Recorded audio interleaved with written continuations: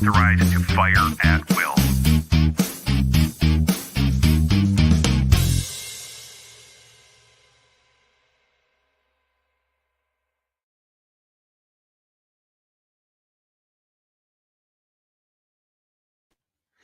Hey, good Monday evening. For those of you that are tuning in for the first time because you know who Sam Parker is, thank you for tuning in. And if you are a regular tuner-inner, thanks for being here. Like you know, this is TC and Friends Monday Night Musings on Minnesota Black Robe Regiment, IMTC. You're not too esteemed or too humble of a host. I appreciate everybody that watches, and I appreciate everybody taking the time to share this out. Hit the like button if you haven't subscribed to the channel yet, please do so. And definitely be paying attention tonight because Sam Parker looks a lot different than he does in the picture that I put up. At first, I thought maybe somebody came down from the mountains and kidnapped him and took his place. But we do have Sam coming in. As all of you guys know, I have my merchandise here. I got coffee mugs, shot glasses. I got especially for those of you in the colder climes, got my merched beanies, coffee. And if you really like the content and you want to see it keep coming, head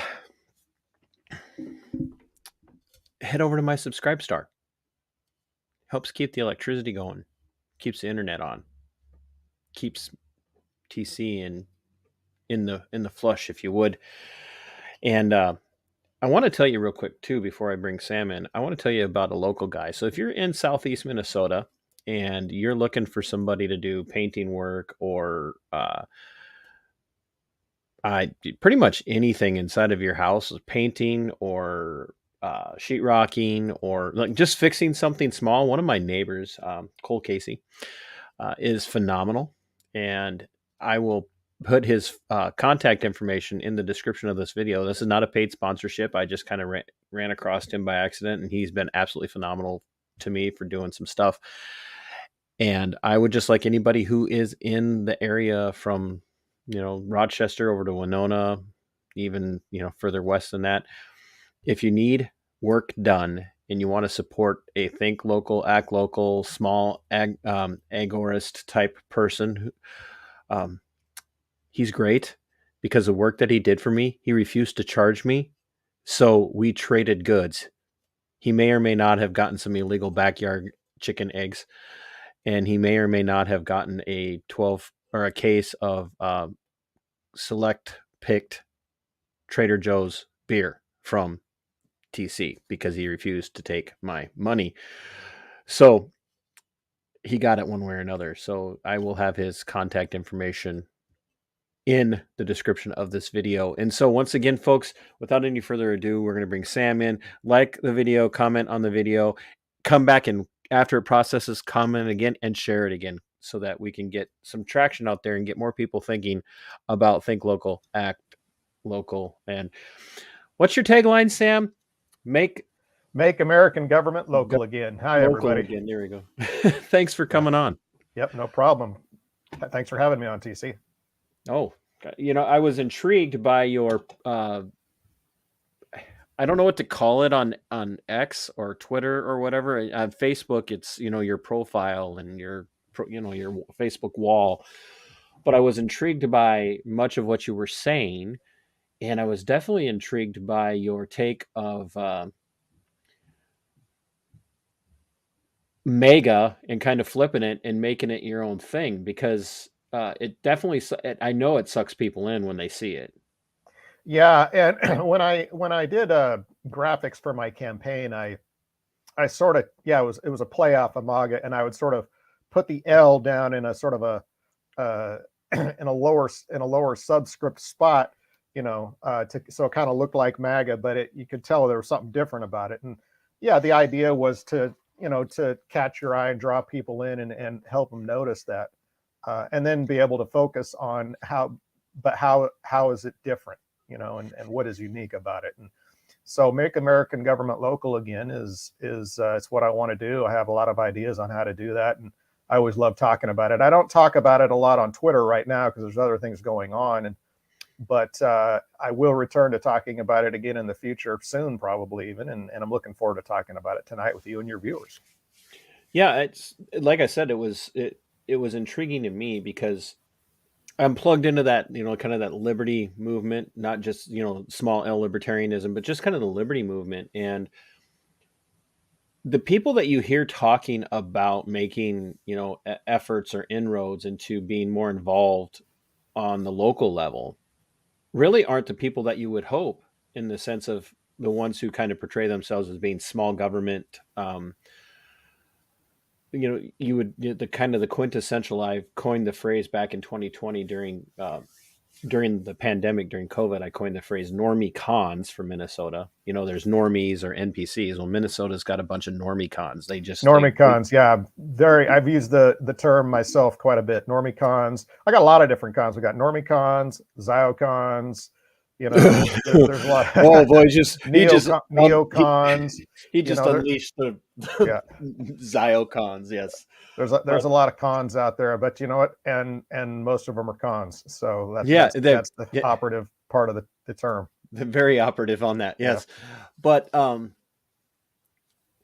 they're just, oh yeah, I'm for small government, until your people are in power, and then you don't want small government, and you don't pay any attention to your local city councils or your county commissions or your school boards. And we got Sarah from Owatonna watching tonight, and Sarah knows how I've went and attended school board meetings with Sarah and her group over in Owatonna, Minnesota, and we documented some stuff. And I really do push local involvement, really local intervention on the part of the citizenry at that local level, because that's where it matters the most. And there's no place in the United States, what used to be our republic, there's no place in the United States Republic that has more power over taxation and your life than your school board. But yet people are floored when I talk to them about going to school board meetings, and they go, I don't have kids in school, or I homeschool, or they don't really do anything. They just no, you have no idea. And I know Sarah would attest to just how much power school boards have. Well, what's interesting, TC, in American life is that the things that we have the least control over, we tend to put more of our time into, and the things that we have more control over, we tend to put less time into when it comes to government. And I'm speaking specifically about government. So, let me give you an example. When I was a kid, I was in Cub Scouts, I was in Boy Scouts. I did all that. I was an Eagle Scout.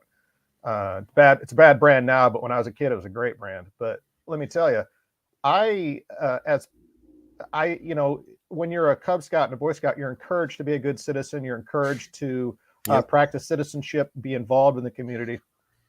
And I really took that to heart. And I just want to give an example to people, like how powerful getting involved in local government can be. When I was 11, I might have been 12. I was either 11 or 12. I noticed that this one intersection that was near my school that I was going to at the time was always getting backed up before school and after school. And I rode the bus, and our bus would sit for 5 minutes at this intersection every day, twice a day, to make this left turn, and it was horrible. It's horrible. There was no stoplight. There was no nothing. There's just a ton of traffic. And so I literally wrote a letter to the city council and said, hey, I think you should put a stoplight at this intersection, because I'm tired of sitting on the bus forever, while the traffic's backed up. and I'm not kidding you. They got my letter, they read it, and they put a stoplight up. I'm not even kidding. I was a kid. I was just a kid who wrote a letter to the city council, and they read it, and they're like, and they listened to it, and they did it. That's just one example. There's so many examples. Now they would send your state law enforcement state level investigators after you, probably call the FBI on you and label you watch list. Yeah, I'd be put on a white supremacist terrorist watch list now, right? No joke. I mean, but you may or may not look a little bit like Theodore Kaczynski right now. So I'm just like, yeah. Well, listen, we could talk. We could go there if you want, but listen, I just want people to know, and we've seen a lot of viral videos now online from people going to their city and county councils, giving speeches, practicing activism, standing up for themselves, standing up for their communities, especially during COVID. And these things go viral, and people like to see that. People like to see people who stand up, who talk, who get involved.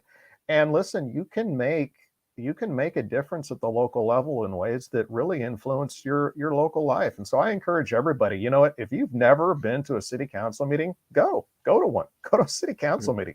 Go to a county council meeting. Get involved. See what's going on. See how things work. Don't be afraid to step up to their microphone and say something and speak out. Your voice is powerful, and it's more powerful than going to a protest, or something like that. 10 people making a phone call to the city council, or 5 people giving a speech at the council meeting. It's far more powerful than, getting on social media and complaining about something. Now, I'm not saying that we shouldn't get on social media and shine light on things. We absolutely should. And obviously I do a lot of that. I do a ton of it. And right now you should be getting on social media and shining a light on this show. There you go. Everybody share the link, blast it out on all your social media platforms. Most important thing tonight is this podcast right now. And I could say that because I just came home from my local city council meeting. So there you go. So we absolutely should be active and do what we can, when we can, where we can, whatever we can, and that includes social media. But that also includes getting involved at the local level, and your voice when you do things in real life like that, direct interactions with your elected officials. They feel that heat, they feel that pressure, and a few people can be much more effective in those interpersonal contacts. It's the old adage of the squeaky wheel gets the grease. I mean, that's absolutely right. That's absolutely right. So I encourage everybody, be brave, go to a city council meeting. Be the squeaky wheel. If there's something that you think needs to get fixed, be the squeaky wheel. If there's something that you think needs to not happen, be the squeaky wheel. It just, that's how it, and start to learn the philosophy of local interaction, small L libertarianism, even if you're not a libertarian in the party sense, but the small L libertarianism of the founding fathers of this country, where that's what they intended. They wanted everything to be local, and taking that reminder to people, and at that most local of the state level. Sam, I don't refer to government the way most people do. I'm the government. You're the government.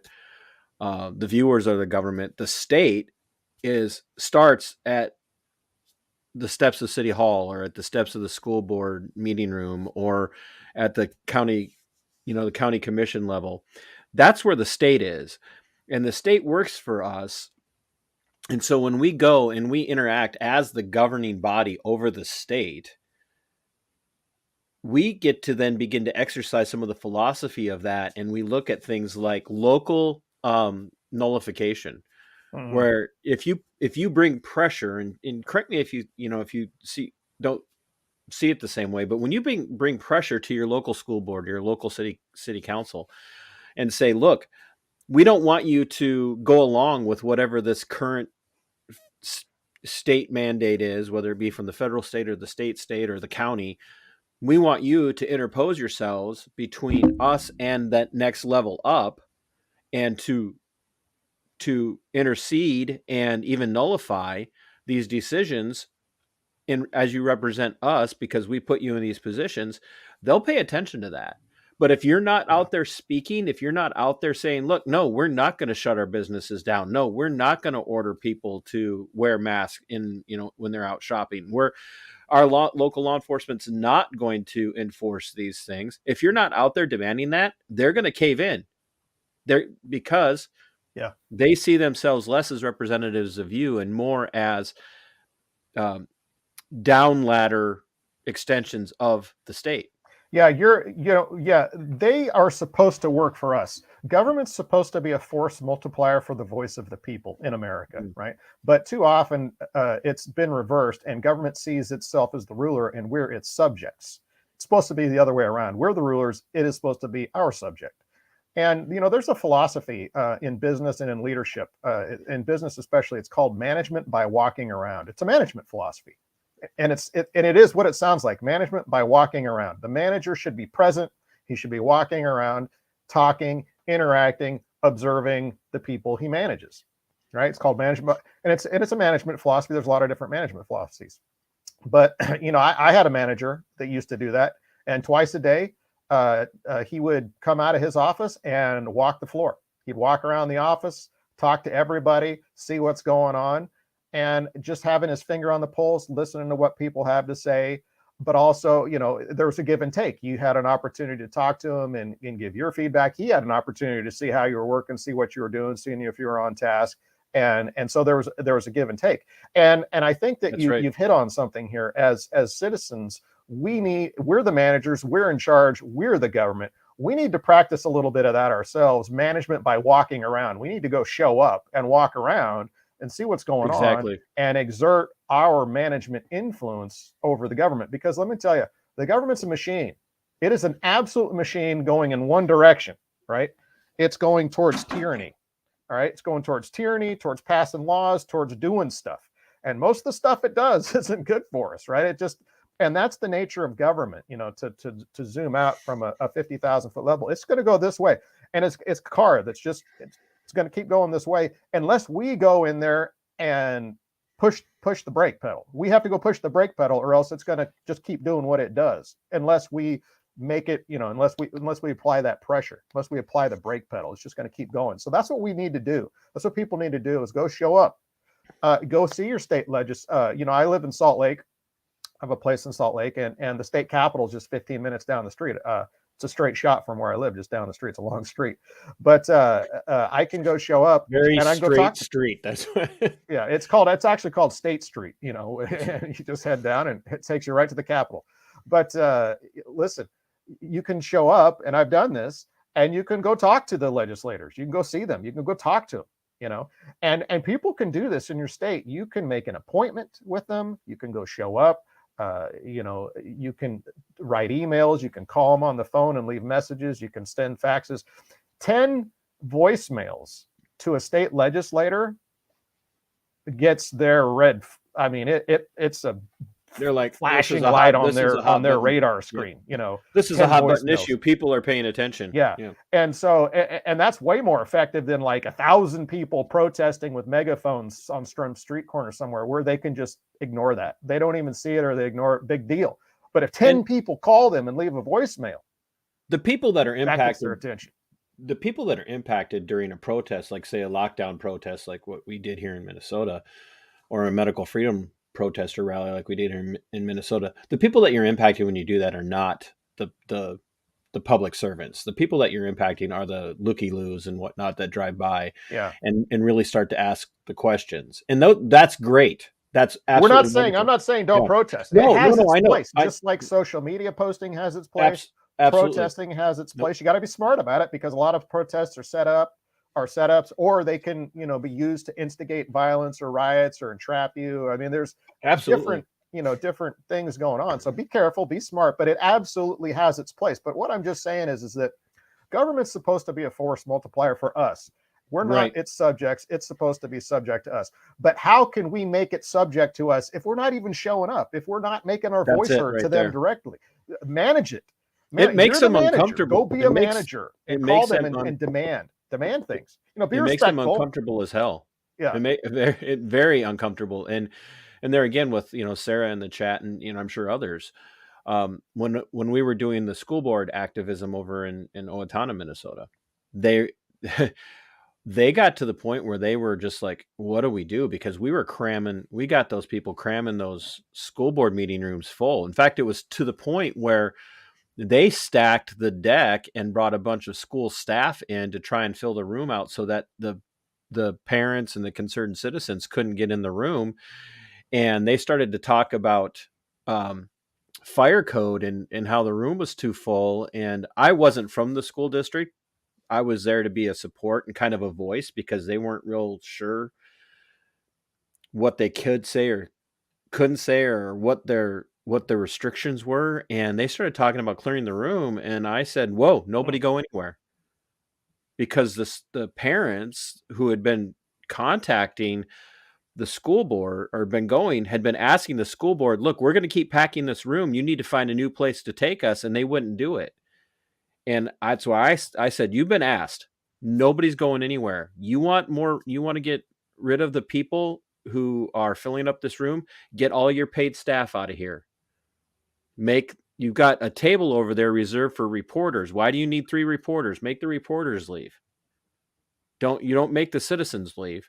We see this so often when the government starts feeling the heat, they try to wriggle off the hook. They try to escape, use any sort of pretext or pretense they can to not feel the heat, which is why it's important that we make them feel the heat as much as possible. And then when we see that they're feeling the heat, keep applying more heat. That's what we have to do. But I want to get back to this idea of force multiplying it and making, like you were talking about, going to make government working for us, walk up those steps, go into those chambers. The government works for us. We're the government. The state is just our agent. That's not just at the local level. It's not just the school board level. And we're not trying to minimize the school board. Vitally important, right? And we saw during the COVID lockdowns how important school is and these mechanisms are, because we saw the tyranny of the education system during COVID, right? And we see that now. I encourage people, in fact, I encourage people to homeschool if they can, or private school, where they can, if you can afford it. Because, do you even love your kid if you're sending them to just, these normal public education schools anymore? It's awful out there. So be careful, be smart. So the school board's important. The city and county is important. The state's important. The state legislature is a force multiplier to exert control on the federal government. Now, it doesn't have the voice it used to, right? It used to be, and the way the country was set up under federalism, right? The state legislatures controlled the Senate of the United States, right? The state legislature itself would appoint 2 senators to go represent the state in Washington, D.C. The people voted for their representatives for the House of Representatives. Yep. So the people had a voice in Washington, D.C. as too, right? It's called bicameralism, a bicameral legislature. You had a House of Representatives that represented the people and a Senate that represented the states, right? That's right. And so these state legislatures would select the senators and then send them to Washington, D.C. And this is how the states exerted a direct hand on the levers of control in Washington, D.C. But with the passage of the 17th Amendment, that tie was cut. Now the Senate is represented by people that we vote for. So it's just another House of Representatives, right? And it's just so now we vote for a representative and we vote for a senator, and the states, the sovereign entities no voice that created the federal government no longer have a voice, no longer have any connection to the reins of power in Washington, D.C. And so this is what I want people to realize and think about. When that happened, when the 17th Amendment was passed, placing the senators under direct election of the people, the federal government seceded from the states. That's right. I'm going to say it again. The federal government seceded from the states. Okay? The states no longer have any control over or voice in federal politics. And that's exactly the opposite of the way the federal government was invented and founded. And that was ultimately, philosophically, if you ask me, you look at the history of the U.S. and the history of the way things were going, that was really ultimately the goal of the Civil War, was the destruction of localized power. Like, the Civil War trampled absolutely. The Civil War solved if you will, it solved the secession question, right? Yeah, you try saying that 3 times fast. The secession question. I don't know why I had a problem with that. The secession question, but the point is up until that moment, right? We know that the states had always seen the Union as a voluntary arrangement that I can come and go to. I can leave if I want. Well, we saw that they couldn't just leave, and that's a discussion for another time. But even after that, the growth of the federal government was kept in check. If you look at the debt to GDP ratio of the United States up until the passage of the 17th Amendment in 1913, it's got blips for wars, but it would always come back down. But after the passage of the 17th Amendment, and of course the 16th Amendment, which is the direct income tax, after that, the debt to GDP ratio skyrocketed. And it's been going up basically up ever since, because there's no tether. There's no counterbalance to the power of the federal government anymore. The states, if you think about it, these states, these sovereign entities, used to be a counterbalance to the federal government. You had the federal government and its powers, but then you had the states, and they could just balance out the federal government. If the federal government had a budget that a state didn't like, the state would just say, "Yeah, we're not sending our tax money. We're not going to, and we're going to instruct our senator to not vote for that bill." Right. Or for instance, Supreme Court justices. Well, we don't like such and such Supreme Court justice, right? So, or nominee. So our senator's not going to vote to approve that guy. You need to get a new guy. And to your point about revenue, up until the 16th Amendment, the federal government had no power to collect money from the citizens of the United States. It had to get the money directly from the states, the state legislatures. That's right. And so if the state legislature didn't like a budget, didn't like what the federal government was spending money on, they just would simply say, "Well, we're not giving you any money until you fix this." And so then the federal government would have to negotiate and come back to the table, right, and redo the budget. So everything that Congress does, this is what I want people to understand, everything that Congress does, every law they pass now, it used to be that the states had a direct say over that. Our state legislatures had a direct say over what Congress did, what laws they passed, what wars they started, everything. That's all been lost. All of it. All of that's been lost. The federal government has seceded from the states. Right? I could tell you, Sam, this is not Sam. What I'm about to say is not representative of Sam. I just want everybody to understand this. But two of my biggest fans and friends on the show are watching, Sarah and that girl Casey. The greatest problem after the direct election of the senators were giving women the vote in the 19th Amendment. And they're now going to stop being fans and be my hate watchers because they know I'm picking on them. So it's, boy, don't hate me, Casey. No, it's when you look at the amendments, when you look at where it really, so right after the end of the American, the War of Northern Aggression, when you begin to look at that, and we could sit here and talk all day long about the economic versus social motivations of things like the American Civil War, which, by the way, does not meet the definition of what an actual civil war is. When you look at all of those things, the thing that came out of that that was most formative was that immediate passage of the 14th Amendment. And from the 14th Amendment on, it was just a scroll of amendment after amendment after amendment after amendment after amendment. And we lost so much control because, like you were saying, our country, our nation, our republic was built on the concept and the belief of the natural right of man and the natural right of sovereign individuals within, collections, whether you want to call them states or whatever, of being able to withdraw willfully and intentionally from being governed by someone that you don't agree with their matter of governance. And that had been the belief all the way up until the Lincoln administration.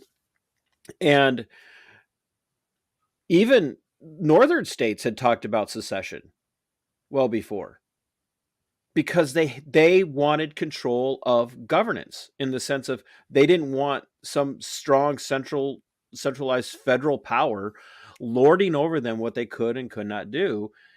And that was even the impetus behind Buchanan not invading the southern states as they were talking about secession and talking about leaving, in letting them, because, like, I don't agree with them, but they have the natural right to do it.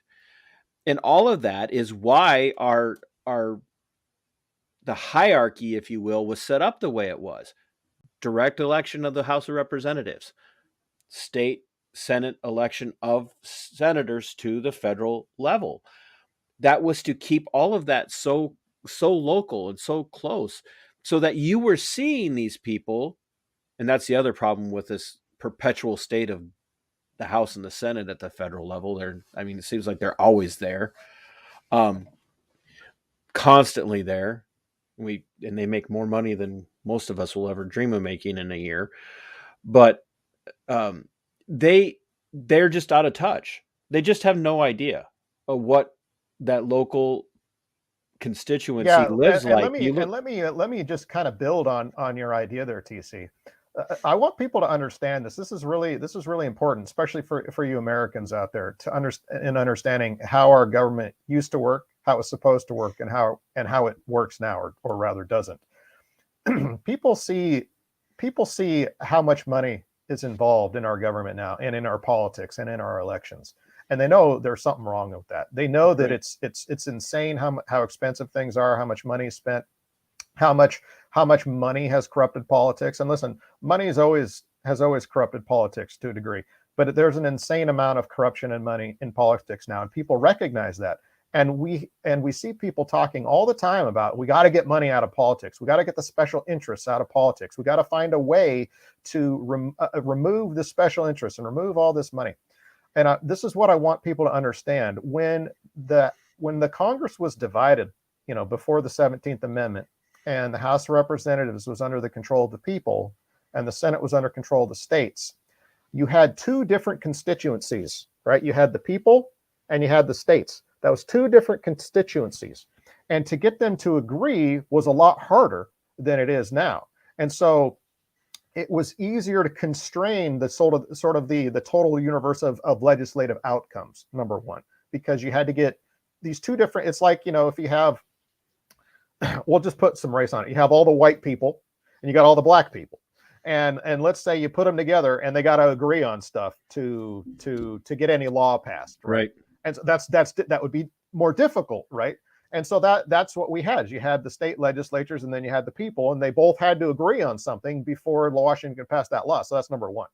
Number two, it took money out of the equation, or a lot of the money out of the equation. Why? Sam, why did it take money out of the equation? Let me explain. Sam, why did it take money out of the equation? Good question. Wait, whose show is this, damn it?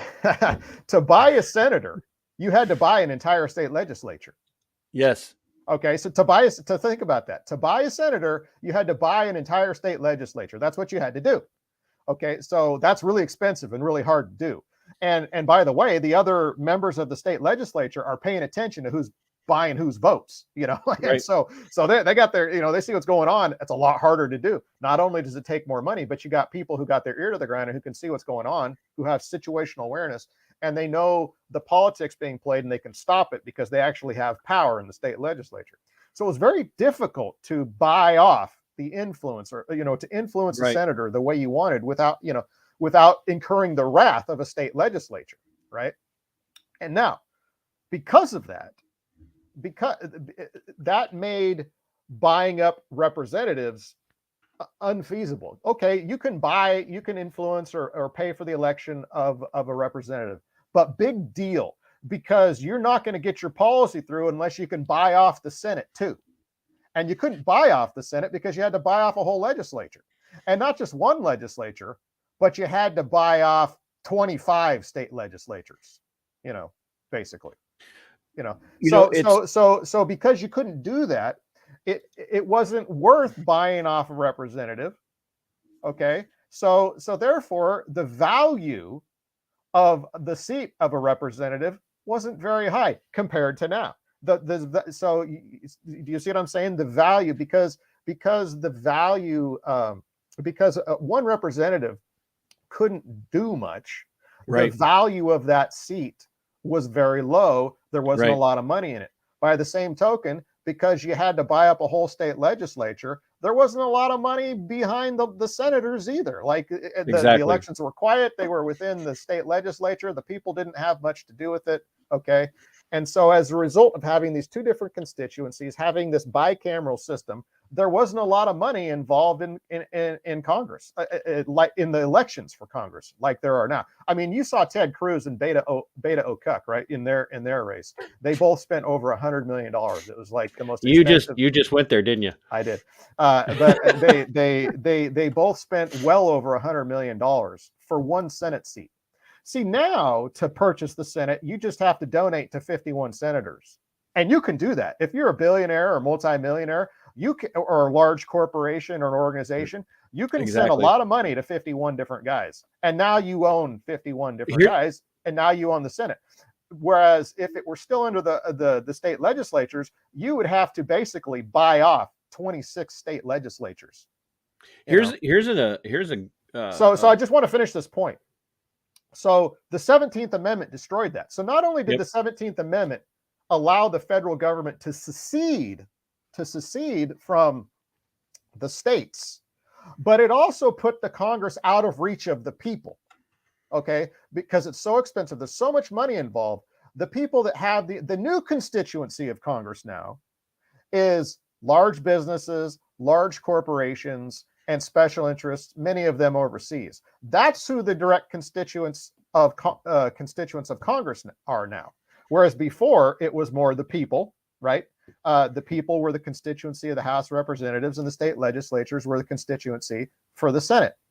But with the passage of the 17th Amendment, it eliminated those two constituencies in favor of one constituency of a lot of big money, big special interests. So that was an entire perversion of the American political process, of the American government, of the Republican form of government, of our way of life.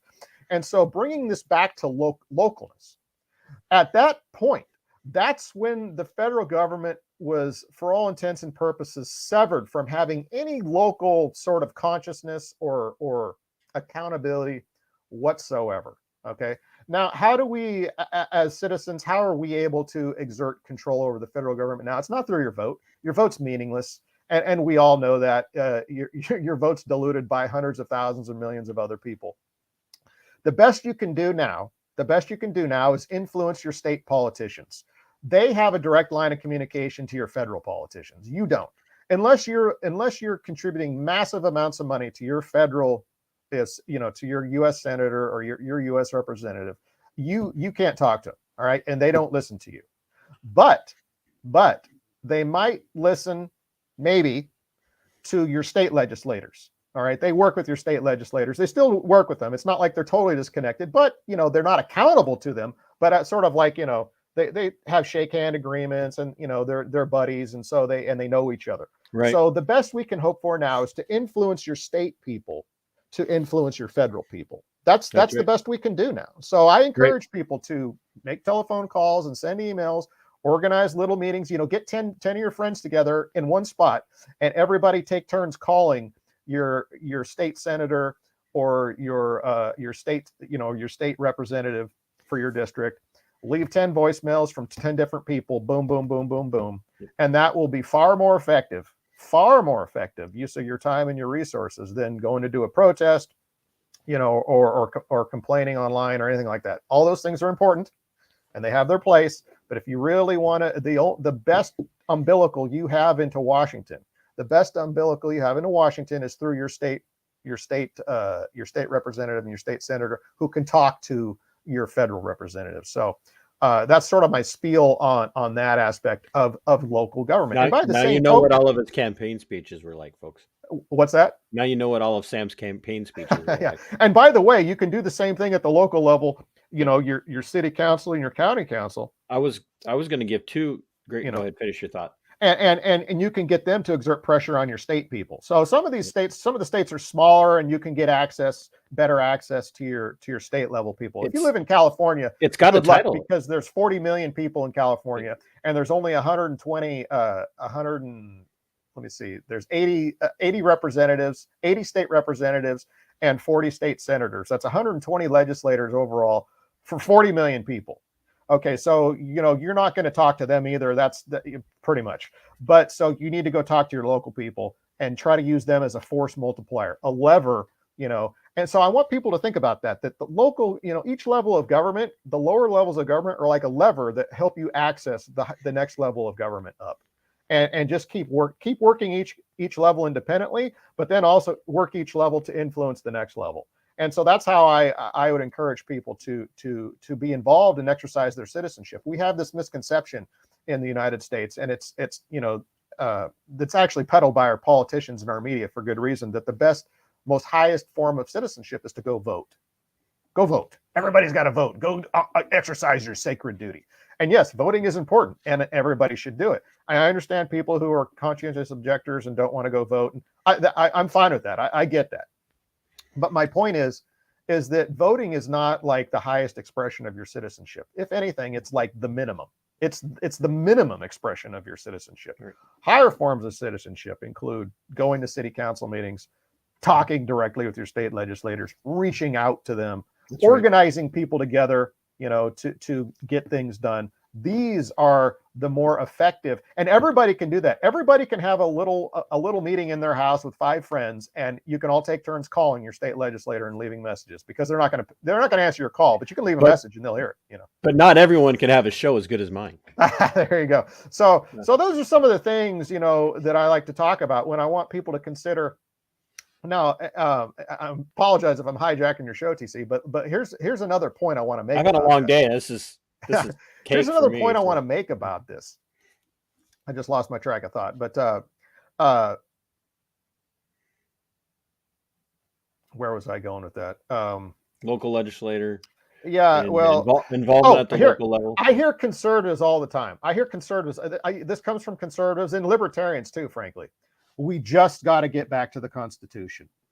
If people would just listen to the Constitution, if we could just educate people about the Constitution, it's all we need. All we need is the Constitution. If we would just educate them, if people just knew how it worked, if we just got back to the Constitution, everything would be fine. And I want people to understand that no, it wouldn't be fine, because the Constitution's broken. It's busted. The Constitution needs to be fixed. And this goes back to what you were saying earlier. Lysander Spooner said it was designed to be broken. Well, it's also designed to be fixed. And we can get into that. But there's well, he didn't use those exact words, but I mean, that was kind of his conclusion. It was there's actually a mechanism to fix it. And we can get into that if you want. But the point is most conservatives don't understand how the Constitution has been broken and been altered to basically nullify itself and to nullify us. The 16th Amendment, as you brought up, the income tax allows 14th. The federal government to, there used to be a layer of control, right? The states were a layer of control and interference that shielded us from the might and fury of the federal government. But now think about the people that applauded. Think about the people that applauded at the ratification of the 14th Amendment. Yeah, they applauded it. Yes, and to your point about that, basically every amendment after the Bill of Rights has been an expansion for the federal government, the expansion and allowed the expansion of the power of the federal government for the most part. Okay? And the 14th Amendment is maybe the most atrocious example of that, when it's like, we take it for granted now, and Sam, you know this, we take it for granted now. Oh, well, my city council is obligated to honor my First Amendment right. My city council or my county commission is obligated to honor my my freedom to be free from search and, unlawful search and seizure. They're obligated to. The only thing that obligated them to that was the 14th Amendment. And everybody's like, well, it's a good thing we had the 14th Amendment. No, because when you look at how the 14th Amendment was ratified, it was ratified at the point of a gun by the federal state. The federal state took and occupied any state that refused to ratify the 14th Amendment, because the federal state wanted the 14th Amendment, because it made the federal state the all-powerful being that it had demonstrated itself to be at the end of the American Civil War. And so, like you were saying, from there, it just snowballed, and it went on, and it went on, and it went on, and it went on, and it went on. And it took the power out of the hands of the sovereign states. We stopped referring to these United States, or these several states, to the United State. That's correct. And immediately following all of that, and all of that built through everything up to where we are now. And you were talking... But I want to tell you something, TC. even with those tyrannies during and post Civil War, the fundamental structure of the United States government was still not broken, and it was still a severe constraint on tyranny. It eroded. It was in those things contributed to the process of the erosion of controls against the tyranny of the federal government, but they didn't sever it and get rid of it. And it wasn't until that whole stretch of time from 1910 to 1919 was just a horrible assault on the American character and the fabric of our country and American government. They froze the size of the House of Representatives in 1910, okay? And then they froze that informally in 1910 and then codified it into law in 1929 with the Reapportionment Act of 1929, which forever set the size of the House of Representatives at 435. That's not constitutional. And the Supreme Court has gone along with this charade saying, yeah, well, we're not going to listen to any lawsuits. We're not going to weigh in on the constitutionality of the size of the House of Representatives. It's non-justiciable, they said. So they've tapped out. So basically what they're doing is they're colluding with the Senate and with the House of Representatives, with the rest of the federal government to keep the power within the federal government. So that's not something the Supreme. So even though it's unconstitutional, the Supreme Court has purposely tapped out and said, yeah, we're not gonna do anything about that. All right. So 1910 was when the House of Representatives was frozen. Meanwhile, the population of the country has tripled in size, and the House of Representatives has stayed the same size. So that has diluted the votes of all American citizens. It's reduced your power, and it's made the House of Representatives completely also basically divorced from the voice of the people. You have representatives now that represent over 1 million Americans. Well, that's not representative. There's no way that's representative. Yeah. No, they represent the 10 biggest donors in their district, or maybe not even in their district, just the 10 biggest donors that they have. That's who they represent, right? So that's why I also argue for the expansion of the House of Representatives back up to constitutional sizes. And that can be done. It's completely doable, especially with modern technology. So that was 1910. Then 1913, you had the 16th Amendment, which passed the income tax, right? So now the federal government can take money directly from citizens and feed its voracious appetite with literally no guards against that anymore, right? We can't stop it. The states could stop that before. The states could be, if the states still controlled the Senate, we could, theoretically, this out of control budget and spending wouldn't even be possible, right? Without them seizing control somehow of all the state legislatures, which is extremely hard to do. There are a lot of states right now that have balanced budget amendments who stay on budget. I live in one of them. They stay on budget. Utah stays on budget. They have to. It's the amendment to their own constitution. They have to stay on budget, or they can't go home. Yeah, so that was the 16th Amendment, income tax. So the 17th Amendment, got rid of the Senate, the states having a seat at the table in the federal government. We kicked the states out, the 17th Amendment. So now the federal government is fully seceded from the states. It is basically mostly seceded from the people, right? So if you're wondering and scratching your head, how is it that we can't rein in Washington? Well, it's because there's no umbilical into Washington. There's no counter check or counterbalance. Countervailing force that can prevail on Washington, and that's never going to be one unless the people start getting involved. Is that the Constitution has been broken. The structure of our government and how it functions has been broken, and that has allowed the money to pour in. That has allowed the federal government and unfettered powers to do whatever the heck it wants. And so I want you conservatives and you libertarians and whoever else listening to this show who say things like, we just got to get back to the Constitution, or we just got to hold our elected officials accountable to the Constitution, or we just got to educate people about the Constitution. All right, I want you to change your thinking. We need to fix the Constitution. We need to teach the people how the Constitution's broken, and then we need to teach them how to fix it, and how that will restore balance and the voice back and sanity back to American government. All right, so that I want you to adjust your thinking and adjust your talking points. Everybody who's hearing what I'm saying, stop saying the Constitution's all we need. Stop saying that, we just got to get back to the Constitution. Stop saying that the Constitution's perfect. We just got to follow it. It's not. It's broken. It's been altered. It's been destroyed. Okay, we need to fix it. We need to restore it. So The yeah. to the point that that I've been making for years on my show, and to the point that you've been making, that we've both been making tonight about local activism, I'm gonna point people back to my show from Saturday, where I had a young man on who is a former convict, um, and turned his life towards uh, kind of taking down sexual predators. And I had him on to tell his story about what's going on with his life in his life, because a year and a half ago, I helped him identify a predator who happened to be a deputy that I used to work with when I was still in the law enforcement world. And we identified him. I said, "Hey, Chase, you got to take this to the local police, the Rochester, Minnesota Police Department, third largest metropolitan area in the state of Minnesota. You've got to take this to the Rochester Police Department, and you have to take it to the Olmsted County Sheriff's Office, my former employer. You have to take that to them. You have to let them know." Well, they blew him off, basically.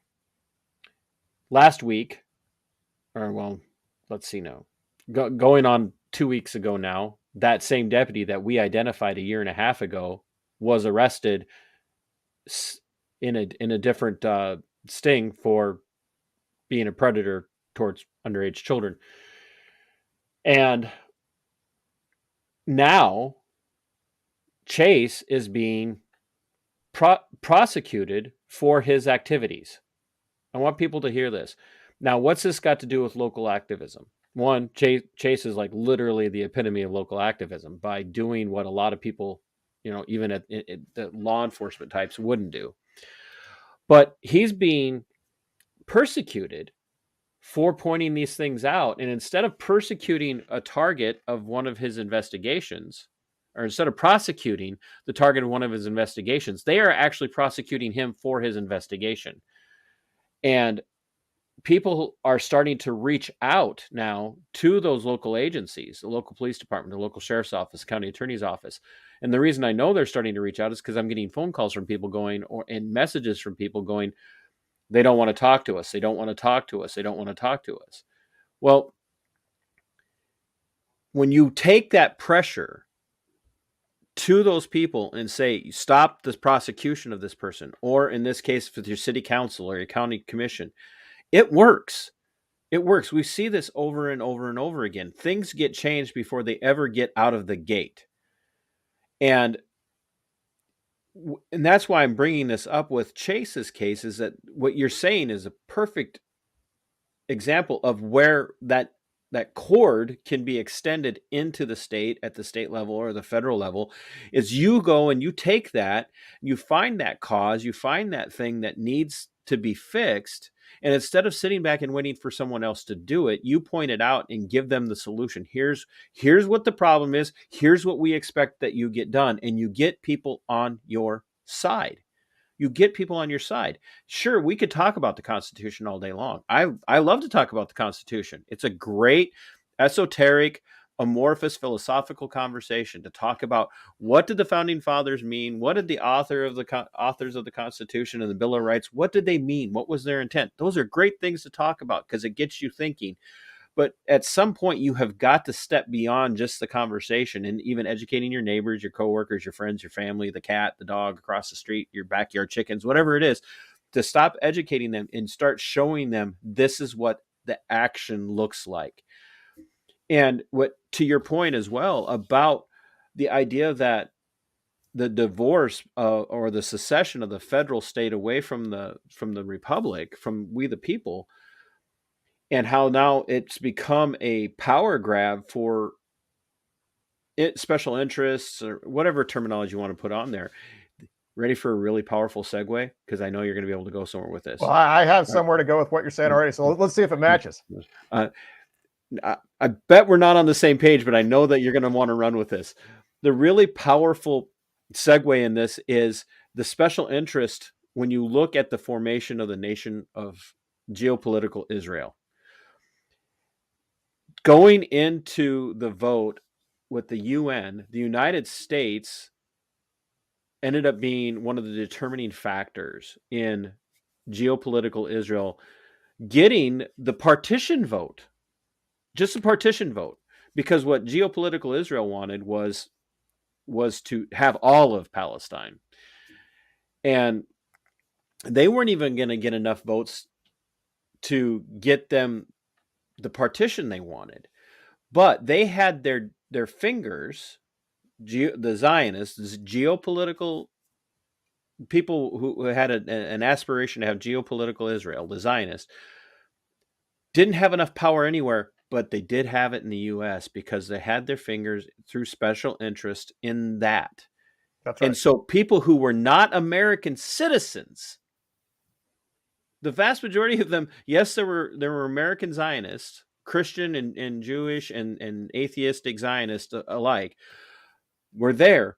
But the brunt of the power and the pressure was coming from external forces outside of the United States to get the U.S. to fund and use its power of persuasion to get the Zionists what they wanted in 1948. Yeah. The American people had no desire to be part of that, but yet here we sit. No, let me tell you, the Zionists. I think that's a very great segue. Yeah, the Zionists conducted an assassination attempt on Harry Truman, right? Okay, they attempted to assassinate him. They probably are who assassinated Admiral James Forrestal, who was an early anti-Zionist, or he was an early opponent of the Zionists. They probably he committed suicide out of his hospital window, but so he was likely assassinated as well. So it's interesting that there are different ways that, in hindsight, that we see that influence has been exerted historically over our federal officials. It's not just money. Now, money is a huge one. We know organizations like AIPAC, J Street, and the American Zionist Congress. So many of these organizations spend millions and millions of dollars lobbying our politicians and controlling them. 95% of the candidates that AIPAC sponsors win. We basically have the best Congress that AIPAC can buy right now. And that's the Israeli lobby, right? So they've been doing this for a long time, but I want people to understand that they don't just get influence, right? We know this now. They don't just get influence through money. We know from the Epstein, from the Epstein was a smaller cog in a larger wheel. That's working right. For Israel, working for the Mossad. Who knows who else he was working for and what he was doing. But they get influence on these guys. They get them doing dirty things. And we know that. We can say that. It's not controversial. We can pull our heads out of the sand. So they use money, and they use they use assassination, threats of assassination. They use entrapment, blackmail, and extortion. Whatever they need to do, these people do whatever they need to do to get what they want. And those, all and of those, pretty much every lobbyist in Washington, D.C. Yeah. And listen, I'm going to give you another one here. These politicians and these power players in Washington, D.C., they don't think like most of us think. Most of us think the people listening to this show, when they see an injustice or something wrong, they want to fix it. They want to expose it. They want to fix it. They want to do something about it. That's not how power players think. No. Power players find that stuff out, and now they got a chip. They got a chit in the game that they can swap and trade and especially if it gives them dirt on somebody. Yeah, dirt is just it's currency for these people. Yeah. It's currency for them to trade and to swap and to make deals in the horse trade. Okay, so you and I, we find out about dirt. We want to expose it. We want to fix it. They want to find out dirt so they can get more chits for the game. They'll bury it under more dirt. Yeah, and bury it under more dirt. Yeah. As long as it's their dirt that they can lift up later on to use it against somebody. No, absolutely. And this our founders, warned against. I wanted to find a quote. Our founders, warned against foreign influence. And part of the reason they designed the country the way they did, with the Electoral College, with the House of Representatives, with the Senate being under the control of state legislatures, they did this on purpose to shield Americans and the American government from the ability of foreign powers to influence American politics. So think of that. Think of that. The Electoral College we have now is not the Electoral College we were given. All right. originally the Electoral College was you in your congressional district. You went and voted for somebody in your district. That's right. To go vet presidential candidates and vote for a presidential candidate. So you were literally one person removed from direct contact and a direct vetting process with candidates for the president of the United States. And because nobody knew who these electors would be ahead of time, because it's essentially a temporary national Congress with one purpose, to go vet presidential candidates and select a president. That shut out the ability of foreign powers to influence the presidential election and to buy off a president. Just to buy off a president, you had to buy off all these electors. But to buy off the elector, you had to, buy off their congressional districts. See what I'm saying? So yeah. So it's just this never-ending. Prior to all of this falling apart, there was just kind of this never-ending barrier to the corruption. Not that there was never any corruption. Obviously, there was. That's right. It's impossible to avoid. But it was just like the barrier after barrier after barrier. Like, yeah, you might get to this guy, but you're not going to get to this guy. You won't get to this guy. Yeah. Because sooner or later, you're going to run out of money, and somebody's going to go, what the hell's going on here? Yeah. So circling back to the Zionist influence, they have used money. Okay, we know guys like Sheldon Adelson, Yes. this Israeli Zionist, masquerading as an American, dual citizen, right? Yep. He spent hundreds of millions of dollars, buying politicians, peddling influence, yes. Right? And we see this happen. We see their influence now with this Palestinian conflict like never before. That's right. We went 3 weeks without the Speaker of the House, and a lot of people don't know this, but the Speaker of the House is the third most. Now, your listeners probably know this because I can tell I can look at the chat and I see they're smart, savvy people. But the Speaker of the House is the third in line for the presidency. They watch me, so I don't blame them. There it is. And we went for 3 weeks without our third most powerful person in the United States. Meanwhile, you had the fentanyl crisis. You had the crisis in the invasion at the border, 250, 300,000 yes. invaders a month still pouring across the border, pouring into our right. country. You got the fentanyl crisis. You got human trafficking. You got weapons trafficking. You got inflation through the roof. I think inflation is such right now that basically you're losing an entire month's worth of income. That's how bad inflation is right now. Yep. From 2 years ago to now, you've lost an entire month of income yep. in just like 2 years, maybe more. Those are back of the envelope numbers. So empty grocery shelves, roads falling apart, infrastructure falling apart. Like we see this, there's a crisis of incompetency in our country as well. We see that 94% of the new jobs since COVID have gone to third worlders and foreigners and affirmative action hires. Only 6% of the new jobs created since the COVID lockdowns have gone to white heritage Americans. All right. And that's not by accident. That's on purpose. And it's being done by people who have money and influence, who are buying off our politicians, who are buying off our corporations and seats on the board seats of these corporations. What's powerful about what you just said too, is that it's not just liberty loving, small L libertarian types or paleo conservative or paleo libertarian types that are pointing out some of this stuff. There are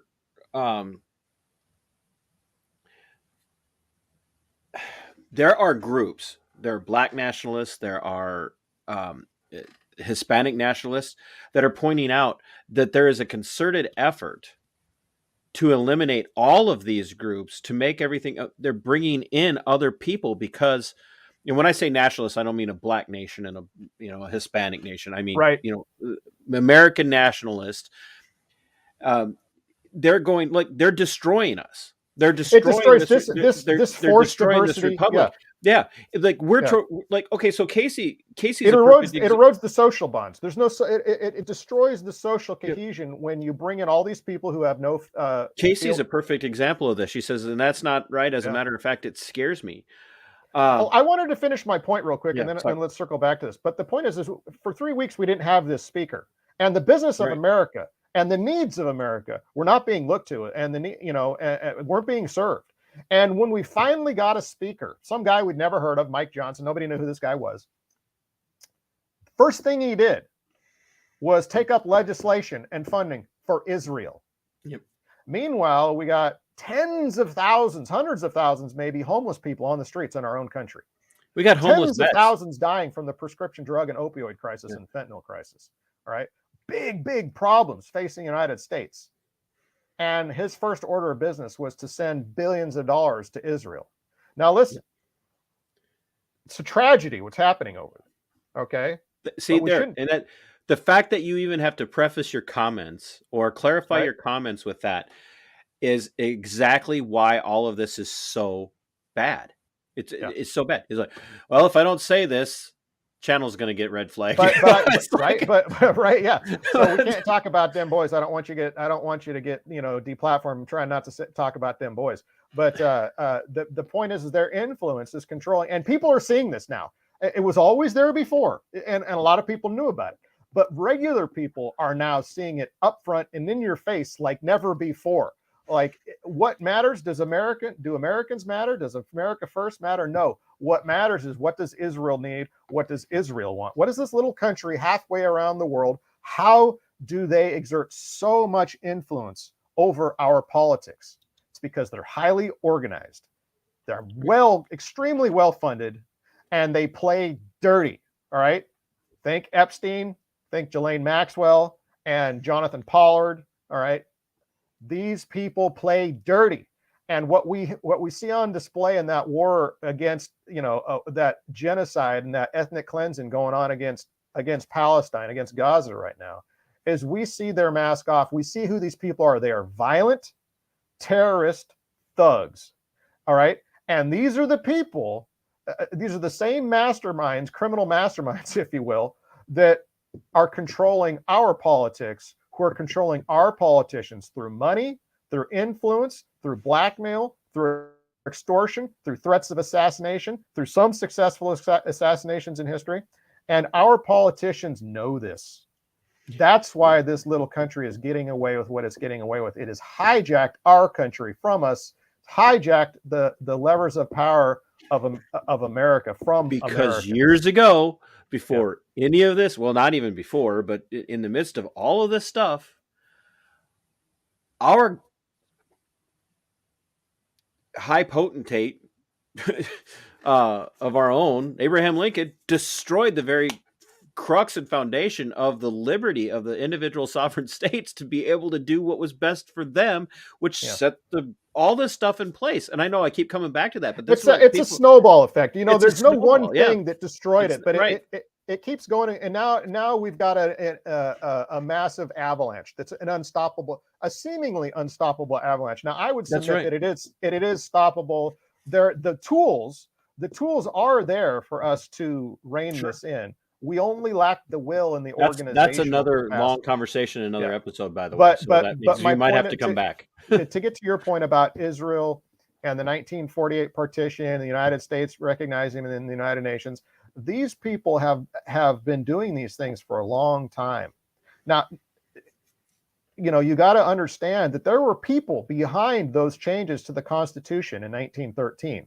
That wasn't born in a vacuum. That didn't just happen overnight, and it wasn't born in a vacuum. And there wasn't design behind it. The people behind that specifically needed to do those things so that they could do the things that they've been doing since then. All right. And they had been working on that for a very, very, very long time. That's right. That's right.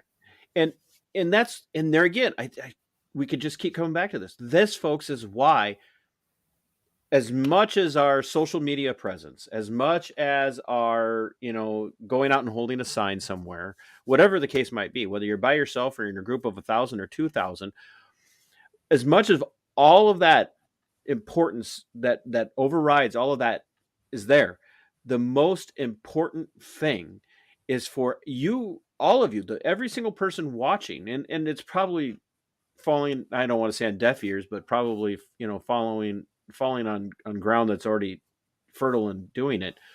But for your friends and people who you might be able to point this direction to watch this and listen to this, you've got to get involved at the level where it matters. Because as Sam has said, if you're in California, good luck reaching out to your House of Representatives or to your Senate. But good luck reaching out to whoever, like in my district, it's Brad Finstad. He doesn't give a damn about me. He's up at the House level, at the federal level in the House. He sends out flyers. He doesn't respond to the messages that you send back on the flyers or the text messages that his staffers are sending out. He's not responding to that.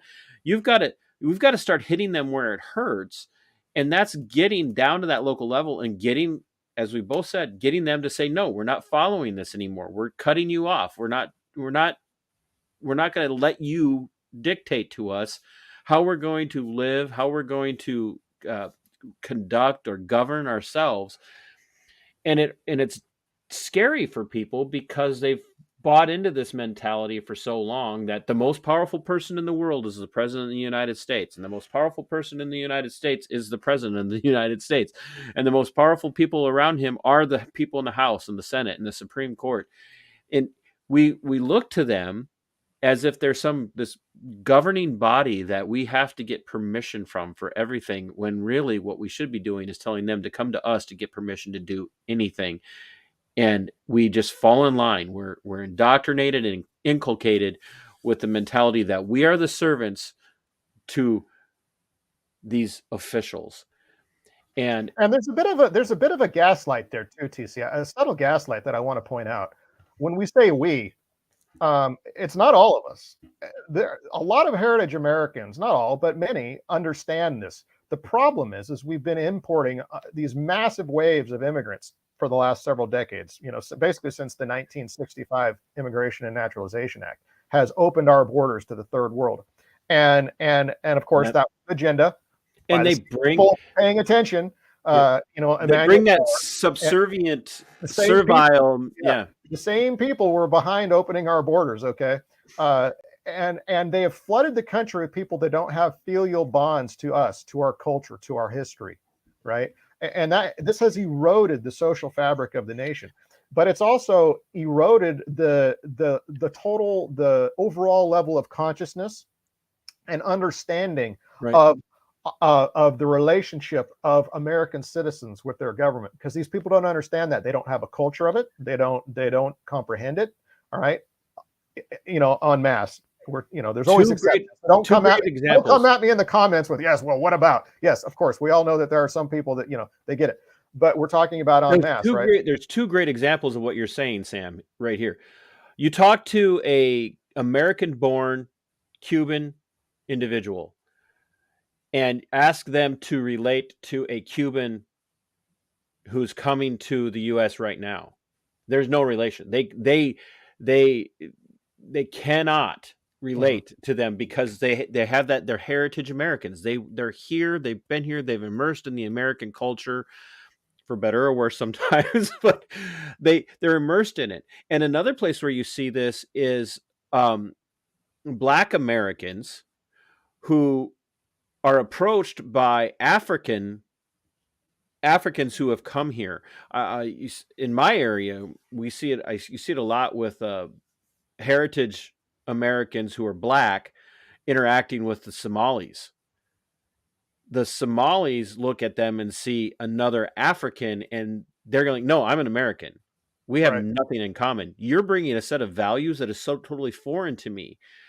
And most of the time, the people they're importing are coming in with a mindset of subservience to the state.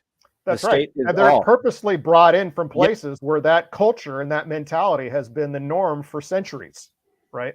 And it's sort of part of their ethos. They're maybe even part of their genetics now, because they've lived under that culture and that style for so long. That's what's grown up. That's what's sort of that milieu, that's what's been created. So they're purposely bringing those types of people in with those mentalities, with those cultural underpinnings that have been built and forged for centuries, and they're bringing them here, right? And they don't have the mentality that I'm in charge and the government does what I say.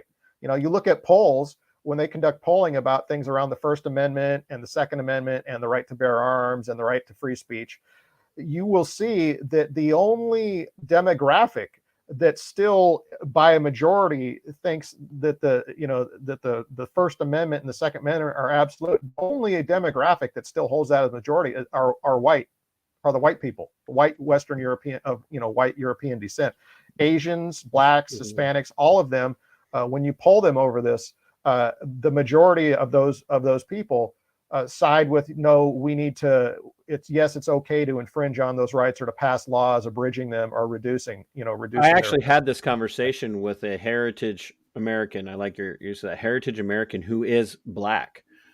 And actually, we had a Hispanic friend with us too, and we were talking about this. And the Hispanic guy actually brought up, he says, it's because they've supplanted my people. Mm-hmm. He said, I grew up in a hunting family. I grew up in a family that believes strongly in the Second Amendment. And he said, and I get approached now, people see me because of identity politics. Instead of seeing me as an American, they see me as a special interest, and they assume certain things about me. And they have now supplanted me, where now, like, my vote doesn't matter because they brought in somebody who looks like me but doesn't think like me. And yeah, black people need to understand this. The white people are being replaced first, right? And we see that with these new job hiring totals, right? Where only 6% of the new jobs have gone to white Americans, right? But other legacy Americans, like the black African American, they're next. They're being replaced now by the cheap. They already are, absolutely. Labor, and now those people are being replaced by the Africans, and other other Asian peoples and whoever else. So that's getting passed down. Now they're not feeling the hit yet as much, right? But they will as they continue, as this economic wage depression keeps getting pushed down from the waves that keep coming. If you're a third generation Mexican American, you're getting replaced now too. You started replacing the white people, but now you're getting replaced. So you see this perfectly in places like Eagle Pass and then into Arizona, ranches in the family hands of what we would call Hispanics, but they're American. They've been here for generations. They have the exact same values and culture as the people around them. And the people that are coming across the border are there again, seeing them and thinking, oh, we're brothers and sisters because we look alike. And they're like, we don't share values. We don't share values. And you can't talk to anybody about this without being accused of being, full of ethnic hate or racism or anti-Semitic or whatever the case might be, that the topic that you're bringing up, because we've got this identitarian culture, this identity politics culture is being so beat into our minds. Well, and TC, it's the wrong identity. It's the wrong identity. Right. We had an identity. We had a national character, a national American character, right? It was white, Christian, mostly Western European, Anglo-Saxon, Germanic, we had, but it was unique. You took all that and there was a unique American spin on it. There was a national character, national identity, and identity politics has been used to destroy that identity in favor of any other identity that will destroy the classic American identity. And look at what you just said too. I guarantee you somebody's hearing this and going, "Oh, he's a white supremacist." Yes, I'm white supremacist. Because you said it was a Western, for all intents and purposes, the United States was a Western European nation whose the majority of the settlers that built that, in the sense of the nation itself, were white. So yeah, we're going to have a Western European mindset. But it was also open to people from all over the world. And they came and they adapted to it, not because they were like, oh, you have to be white, but they adapted to it because there was a love for the liberty and there was a love for that, for the freedom that came with it. And that, instead of holding people down, lifted everyone up and put them in a position where they were their own individual, that individualism. And then when they started to lose control, they started to import people who didn't have that mindset. And one of the places that we can see this play out in real time today, and people are not going to believe me when I say this, but the importation of Ukrainian individuals into communities right now as they're fleeing Russian aggression, which, by the way, that war there is stupid. We caused that war, by the way, pretty much like every other war that's happening in the world right now. Actual Ukrainians coming into the United States from actual Ukraine, intermixing into Ukrainian American communities that have been in the United States for generations, are seeing massive conflict because these established American Ukrainian communities are American and they have nothing at all in common with their Ukrainian family, I guess, because they're still very much authoritarian minded. Well, see, Communists. here's the thing. They're communists. They're Here's the thing. They're Marxists, and they're coming in with their Marxist ideology from Ukraine, intermixing with people that they think are going to be on their side because they're Ukrainian, and there's just conflict. So, folks, if you're hearing this and couched in terms of white versus black or white versus Hispanic, it's not. It's a Western mindset. It's a Western philosophical mindset. There's a self-selectivity involved here. Yes. And I want to address a few issues, but I'll address this one first. There's a difference between forced migration and voluntary migration, right? Mm-hmm. So people before, when they had to follow the immigration laws, there was a self-selectivity. They came because they wanted to come. There was a proposition. This is what you'll get if you come to America, but this is what you need to give. This is what you need to do. And there was a trade-off, right? And there was a self-selection bias. The people that came wanted to be Americans, wanted to work like an American, wanted to assimilate as Americans. They had that predilection for whatever reason, call it genetic or cultural or both, whatever. They had that predilection to come be independent, free people as part of the American contract. And so there was a selection bias there. There was a filter. Not everybody was willing to do that. Only the people that were willing came to do that. And now, even of those people that came, many of them went back during the 19th century. Many of the people that immigrated to the United States ended up going back to their country of origin. They couldn't cut it. They're like, this isn't for me. I gave it a shot, and they went back.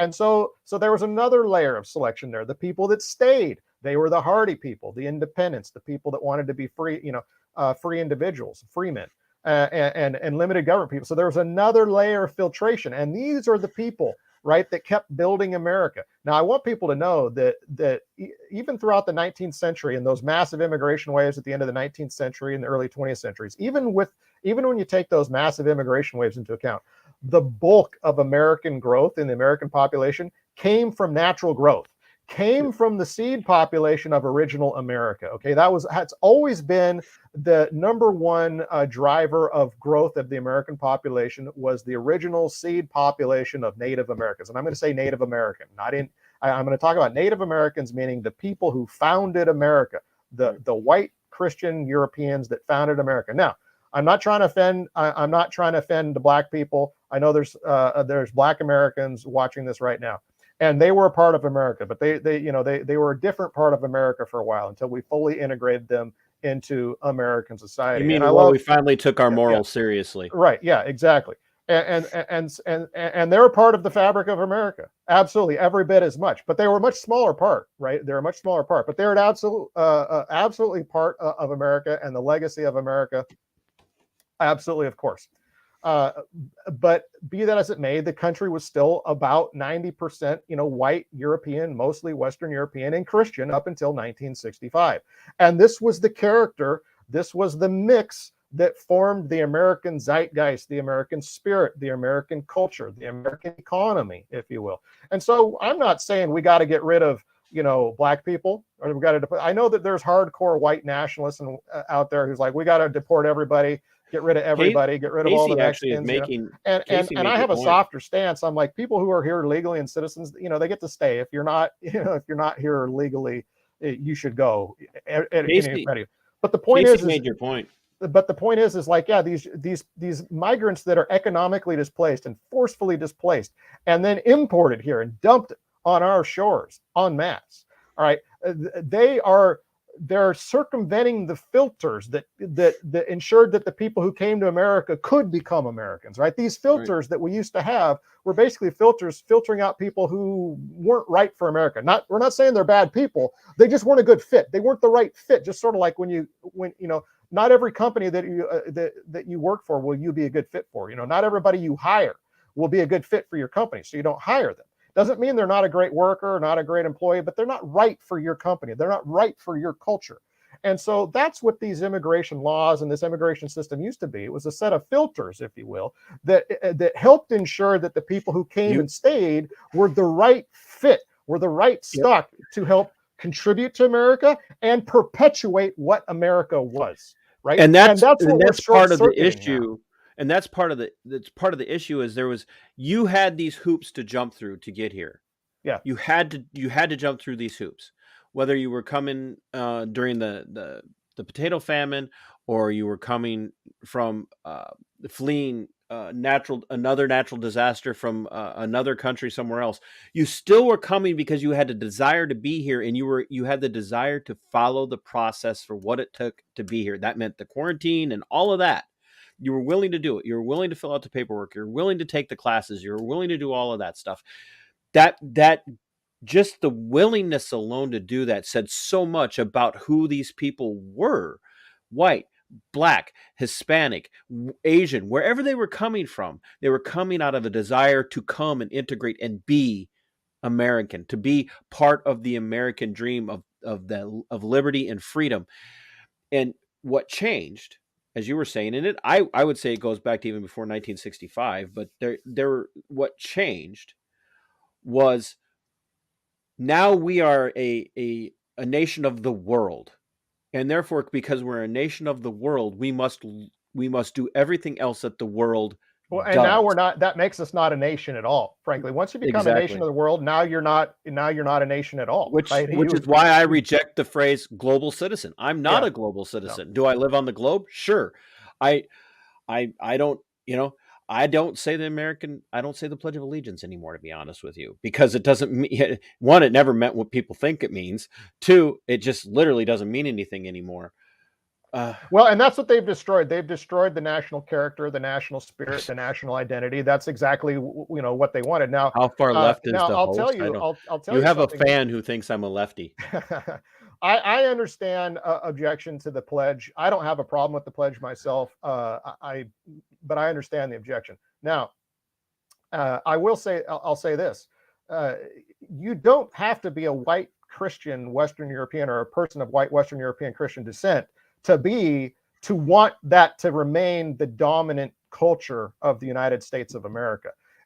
Because that's the culture and those are the people that formed America, that created the American spirit, along with our African American brothers and sisters, right? These are the people that forged what it means to be an American, that built America, right? That have made it what it is. If you like classical America and what classical America is, then you should want that blend of culture and people to remain the dominant culture and blend of people in America going forward.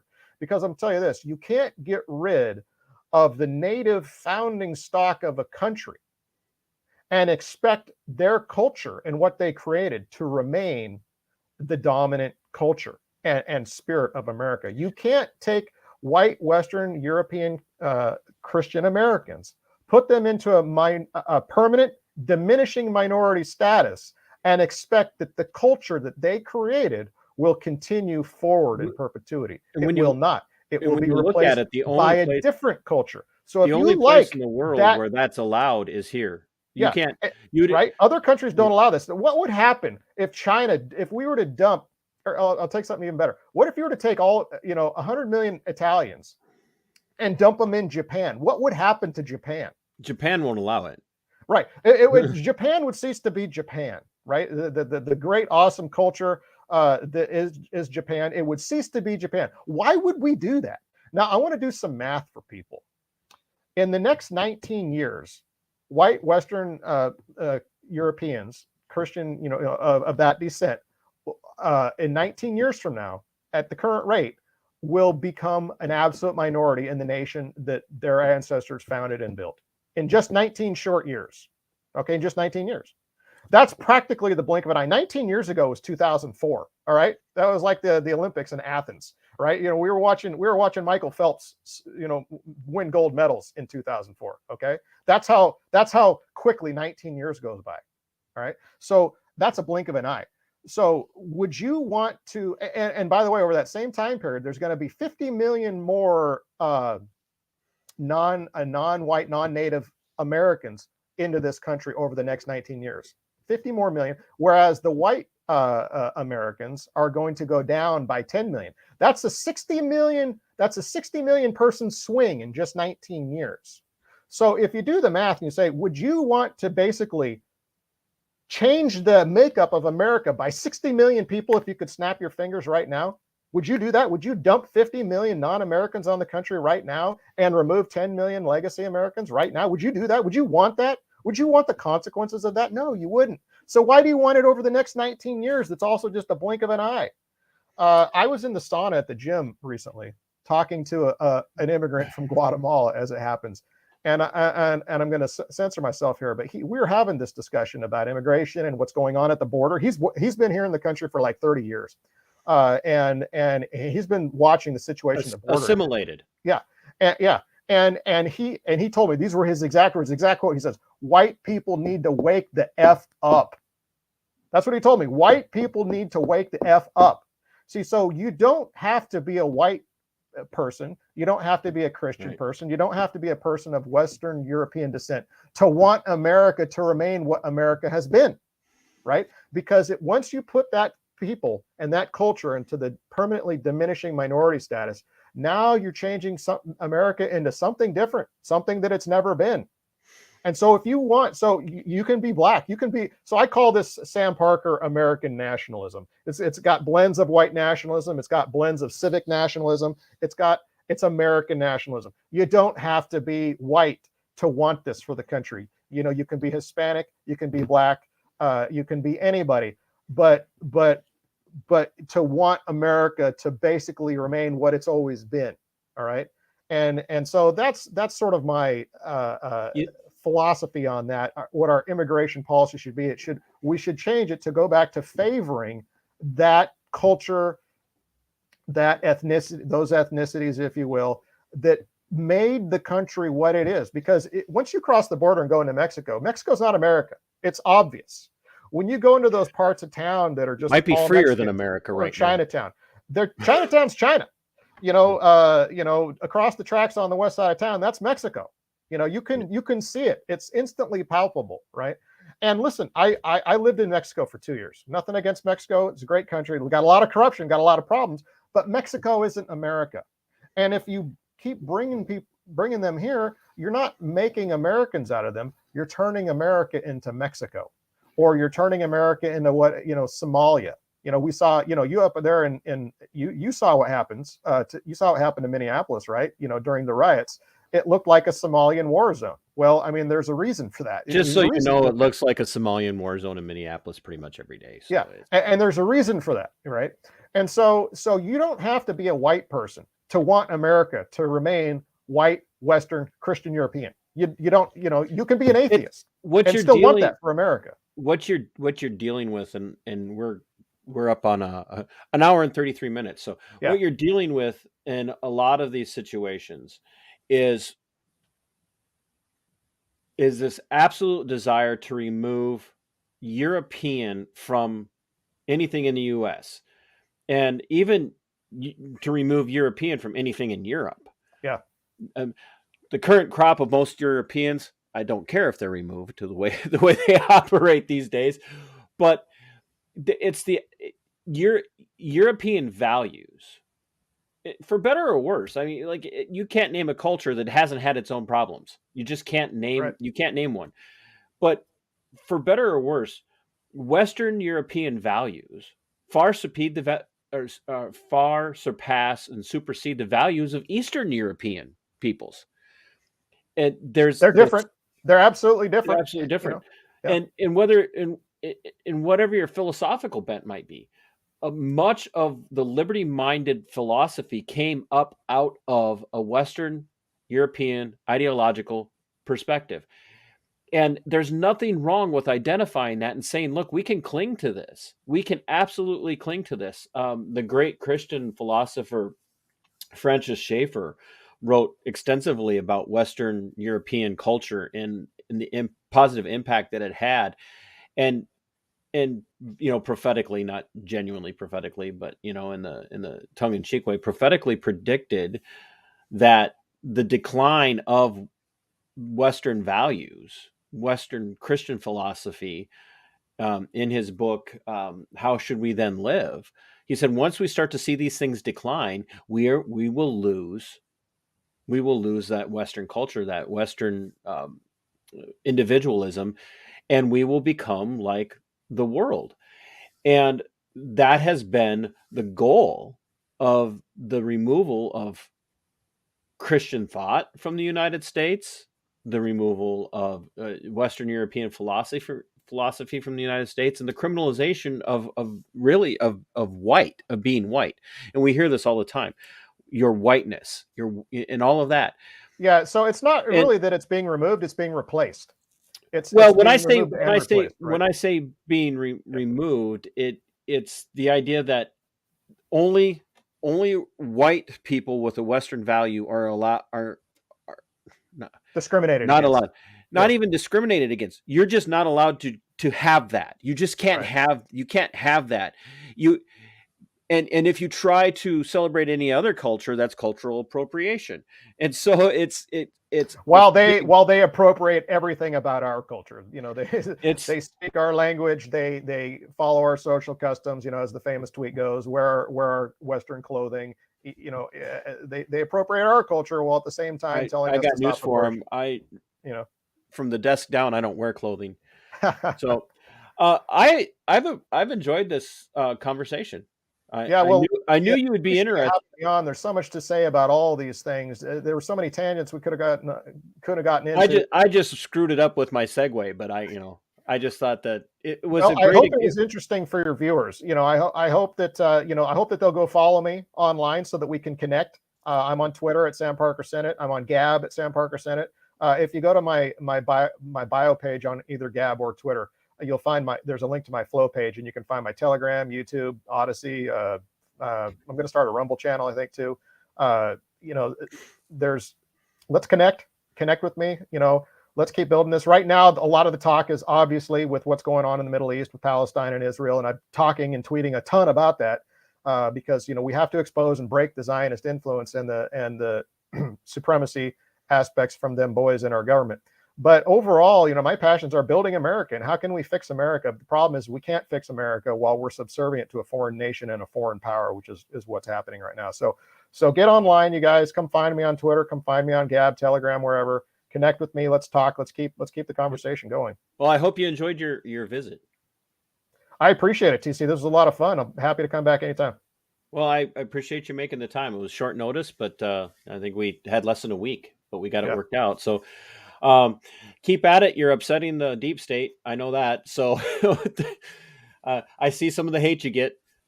And I get my own fair share of it as well. We all do. So, if you speak the truth online, you're going to get hate.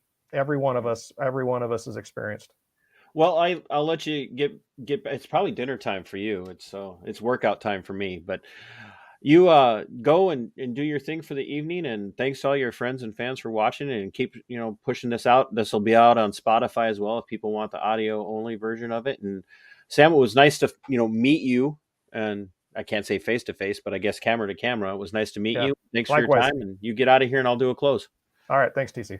Thank you. Folks, conversations like this are incredibly important because we just don't understand where we were. We don't understand where we're going most of the time. When I say we, I know it's an amorphous, broad brush, but I speak generally about my fellow American citizens. We aren't paying attention to the things that are going on around us. And even, Sam pointed this out a couple of times. Even the stuff that's in Israel right now is really on the forefront. The Middle Eastern crisis that's happening is on the forefront. But we're not paying now because of that. We're not paying any attention to what's going on here at home. We're just not. And so I have been engaging in this conversation about the Zionism of Israel and I've had this conversation with people like, look, Zionists aren't Jewish. Okay, they're not. There are white Western European Zionists who are all on board with everything that Israel as a geopolitical nation state does. There are black Zionists. It's just crazy that people have such a hard time with stepping away from whatever is being pushed in front of them, that it does take vocal people to step out and say, look, no, Zionism is not Judaism. Not every Jew is a Zionist, and not every Zionist is a Jew. But while we're doing that, while we're having those conversations, we need to also be doing these other things. We need to be focusing on the local stuff. We need to not just completely be misled by everything that's going on around us. And when you watch, they're always leading us by the nose. Oh, look over here. Ukraine's being invaded. Oh, no, there's another mass shooting. Oh, no, look over here. There's another war breaking out in the Middle East. They're taking our focus off of where it matters, and we need to get back, as we were talking about for the first half of the conversation, looking at the local level, getting our faces known at city council meetings, school board meetings, county commission meetings, making sure that our state senators and our state House of Representatives know us, hear our voices, whether it be through emails or phone calls, whatever the case might be. That's what we need to do. That's how we make a difference. That's how we have an impact. But folks, you've got to be willing to be uncomfortable. You've got to be willing to have hard conversations. And if you can't do that, then just admit that you've given up. Just admit it. Just admit that you have given up. If you could just admit that you've given up, we've got something we can work with. But if you tell me that you're dedicated and you're involved and you're part of your local political party and on and on and on and on and on, but you're not paying any attention and you're not doing anything at the local level, there's nothing for us to do to help one another.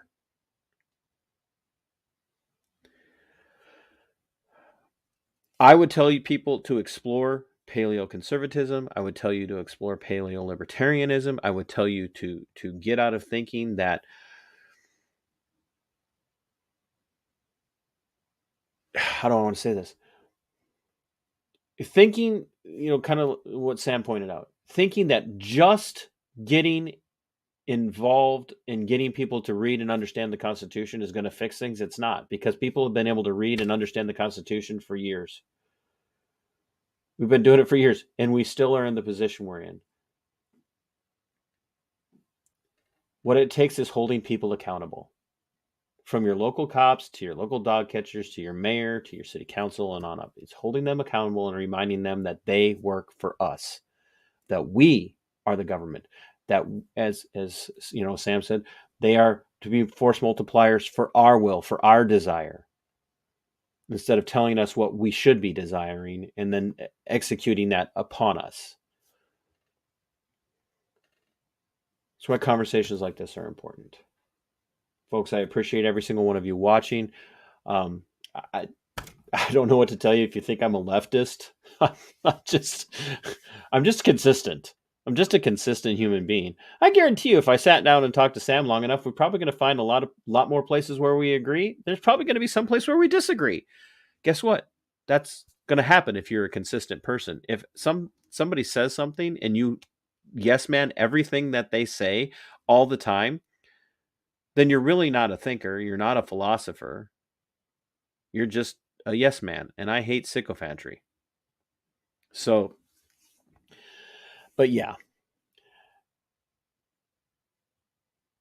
I hope that you guys will watch this back, share it out. I hope that you'll go and watch my video with Chase the other day and get involved in helping us make some changes for Chase so that he doesn't have to be looking at these criminal charges. Go follow Sam. His links are in the description of this video. And think about the positions that you hold. What things are important to you? What are you willing to fight for? And what are you willing to lose in fighting? Because if you can figure out what you're willing to lose in fighting, you already know what it's going to take to win. So, my friends, as my friend Monica, I keep pointing this out every time. My friend Monica made this sign for my tagline: fight for your liberty, it is yours. Fight for your freedom, it belongs to you. And Sic Semper Tyrannis. We are go for liftoff in T-30. Stand by for further instructions, Minnesota Black Robe Regiment. Secondary guidance systems engaged. Minnesota Black Robe Regiment, it will be on my mark.